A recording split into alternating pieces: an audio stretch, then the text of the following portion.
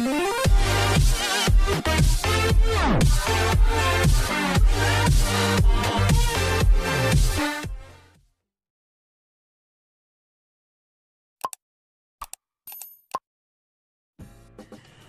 perkembangbiakan generatif tumbuhan angiospermae, sel sperma dan sel telur mengalami fertilisasi, sehingga terbentuk embrio yang tersimpan dalam biji.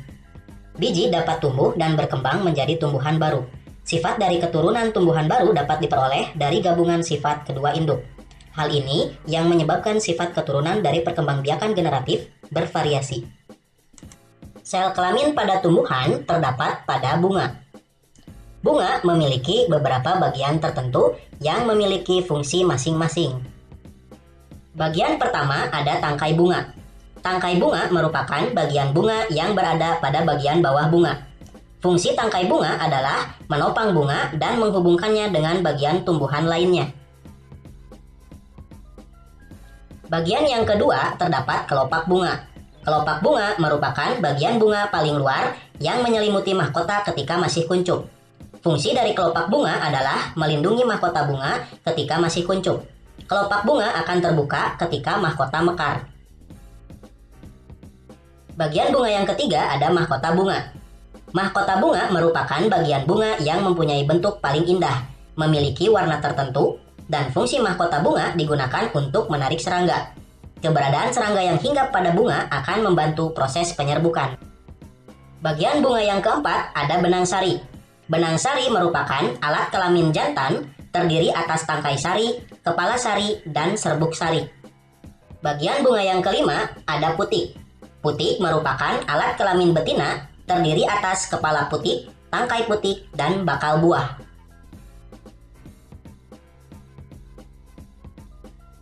Proses perkembangbiakan generatif pada tumbuhan angiospermae melewati beberapa proses, di antaranya penyerbukan, pembuahan, penyebaran biji, dan perkecambahan. Proses menempelnya serbuk sari ke kepala putik disebut penyerbukan atau polinasi. Berdasarkan jenis perantaranya, penyerbukan dapat dibedakan menjadi beberapa macam. Anemogami merupakan proses penyerbukan yang dibantu oleh angin. Tanaman dengan bunga yang berukuran kecil, jumlah bunga banyak dan ringan, serta tidak menghasilkan nektar atau bau merupakan beberapa ciri tanaman yang penyerbukannya dibantu oleh angin. Entomogami merupakan penyerbukan yang terjadi dengan bantuan serangga. Ciri-ciri tanaman yang proses penyerbukannya dibantu dengan bantuan serangga biasanya memiliki warna bunga yang menarik dan cerah untuk menarik perhatian serangga agar hinggap dan menghisap nektar. Umumnya serbuk sari yang dihasilkan bunga tersebut lengket sehingga mudah melekat pada kaki serangga. Dengan demikian, serangga ikut memindahkan serbuk sari ke putik. Ornitogami adalah penyerbukan yang dibantu oleh burung. Tanaman yang penyerbukannya dibantu oleh burung umumnya memiliki ukuran bunga yang besar, berwarna merah cerah, tidak berbau, menghasilkan nektar dalam jumlah cukup banyak, dan mahkota bunga berbentuk terompet. Chiropterogami adalah penyerbukan yang dibantu oleh kelelawar. Ciri-ciri bunga yang penyerbukannya dibantu oleh kelelawar ialah menghasilkan nektar, memiliki warna yang menarik, menghasilkan bau, dan mekar pada malam hari. Antropogami merupakan proses penyerbukan yang dibantu oleh manusia. Tanaman yang penyerbukannya dibantu oleh manusia biasanya merupakan bunga yang berumah dua. Artinya, dalam satu pohon hanya terdapat bunga jantan atau bunga betina saja. Antropogami juga dapat dilakukan apabila serbuk sari suatu tanaman sulit untuk bertemu dengan putik, sehingga sulit untuk melakukan penyerbukan sendiri. Pada proses penyerbukan, serbuk sari dapat berasal dari bunga itu sendiri maupun dari bunga lain yang masih dalam satu spesies. Berdasarkan asal serbuk sarinya, penyerbukan dapat dibedakan menjadi beberapa macam. Yang pertama ada penyerbukan sendiri atau autogami, yaitu jika serbuk sari yang menempel pada putik berasal dari bunga itu sendiri. Yang kedua ada penyerbukan tetangga atau geitonogami, yaitu serbuk sari yang menempel pada putik berasal dari bunga lain pada tumbuhan itu juga. Yang ketiga ada penyerbukan silang atau allogami atau xenogami, yaitu jika serbuk sari yang menempel pada kepala putik berasal dari bunga tumbuhan lain dan tumbuhan asal polen masih tergolong jenis yang sama. Yang keempat, ada penyerbukan bastar atau hibridogami, yaitu jika serbuk sari yang menempel pada kepala putik berasal dari bunga pada tumbuhan lain yang berbeda jenis atau setidaknya memiliki satu sifat beda.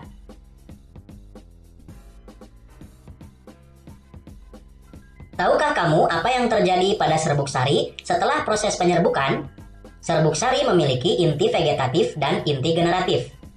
Setelah serbuk sari melekat pada kepala putik atau stigma yang sesuai, serbuk sari akan menyerap air dan berkecambah membentuk buluh serbuk sari. Buluh serbuk sari tumbuh dan bergerak menuju bakal buah melalui tangkai putik. Inti sel generatif di dalam buluh serbuk sari akan membelah menjadi dua. Dua inti sel generatif tersebut akan berkembang menjadi dua inti sel sperma. Satu inti vegetatif di dalam serbuk sari berperan menjadi penuntun gerak tumbuh buluh serbuk sari ke bakal biji. Satu inti sel sperma membuahi inti sel telur atau ovum, membentuk zigot atau calon individu baru. Dan satu inti sel sperma yang lain membuahi inti kandung lembaga sekunder, membentuk endosperma atau cadangan makanan. Pada proses ini terjadi dua kali pembuahan, sehingga disebut dengan pembuahan ganda. Pernahkah kamu menemukan tumbuhan yang tempat tumbuh induknya berjauhan dengan tempat tumbuh anaknya? Mengapa demikian? Tumbuhan tersebut ternyata melakukan penyebaran biji. Setelah terjadi pembuahan, bakal biji akan berkembang menjadi biji. Pada angiosperme, biji diselubungi oleh buah yang telah berkembang dari bakal buah atau ovarium. Buah juga dapat membantu dalam penyebaran biji.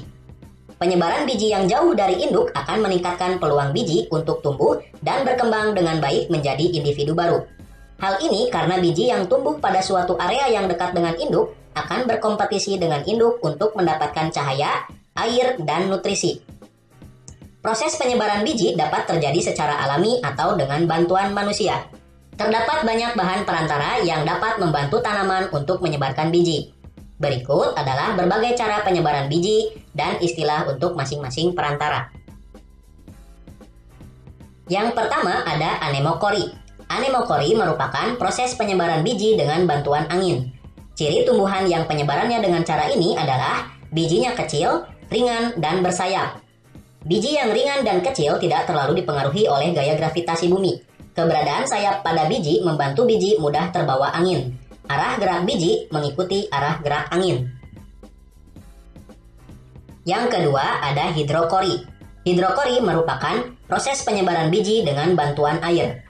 Ciri tumbuhan yang penyebarannya dengan cara ini adalah hidupnya di dekat dengan daerah perairan, misalnya di pantai ataupun tumbuhan yang hidup di air. Yang ketiga ada zookori. Zookori merupakan proses penyebaran biji dengan bantuan hewan. Penyebaran ini dibagi menjadi 4, yaitu entomokori, chiropterokori, ornitokori, dan mamokori. Entomokori adalah penyebaran biji dengan perantara serangga. Chiropterokori adalah penyebaran biji dengan perantara kelelawar. Ornitokori adalah penyebaran biji dengan perantara burung. Mamokori adalah penyebaran biji dengan perantara mamalia. Yang keempat ada antropokori. Antropokori merupakan penyebaran biji dengan bantuan manusia. Proses penyebaran dengan cara ini dapat terjadi secara sengaja ataupun tidak sengaja. Penyebaran biji yang secara tidak sengaja dilakukan oleh manusia apabila biji tumbuhan tersebut memiliki struktur yang mudah melekat pada pakaian. Penyebaran biji dengan sengaja sering dilakukan manusia, terutama pada bidang pertanian, yaitu ketika menanam padi, jagung, dan tanaman lain. Pernahkah kamu mengamati biji jagung dan biji kedelai yang dijual atau disimpan? Mengapa biji tersebut tidak tumbuh menjadi tumbuhan baru dan tetap menjadi biji? Biji yang masih belum tumbuh merupakan biji yang berada pada keadaan dormansi biji. Dormansi adalah peristiwa pada saat biji mengalami masa istirahat. Berakhirnya masa dormansi biji adalah ketika biji mulai tumbuh menjadi tumbuhan baru yang disebut dengan tahapan perkecambahan. Lamanya masa dormansi biji setiap jenis tumbuhan berbeda-beda. Masa dormansi biji dapat diakhiri dengan memberi perlakuan yang berbeda-beda. Namun, perkecambahan berbagai macam biji dipengaruhi oleh faktor-faktor yang hampir sama. Faktor yang mempengaruhi perkecambahan yaitu air, temperatur, oksigen, dan cahaya. Perkembangan hidup tumbuhan angiospermae dimulai ketika terjadi penyerbukan, yaitu jatuhnya serbuk sari ke kepala putik. Setelah serbuk sari melekat pada kepala putik atau stigma yang sesuai, serbuk sari akan menyerap air dan berkecambah membentuk buluh serbuk sari. Buluh serbuk sari tumbuh dan bergerak menuju bakal buah melalui tangkai putik. Inti sel generatif di dalam buluh serbuk sari akan membelah menjadi dua. Dua inti sel generatif akan berkembang menjadi dua inti sel sperma. Satu inti sel vegetatif berperan menjadi penuntun gerak tumbuh buluh serbuk sari menuju bakal biji. Satu inti sel sperma membuahi inti sel telur atau ovum membentuk zigot atau calon individu baru. Dan satu inti sel sperma yang lain membuahi inti kandung lembaga sekunder membentuk endosperma atau cadangan makanan. Setelah terjadi pembuahan, bakal biji akan berkembang menjadi biji dan bakal buah berkembang menjadi buah sehingga menyelubungi biji. Biji nantinya akan menyebar dan apabila jatuh pada tempat yang sesuai akan berkecambah dan tumbuh menjadi tumbuhan baru. Tumbuhan baru akan tumbuh dan berkembang menghasilkan bunga dan mengalami penyerbukan hingga berulang perkembangan yang serupa.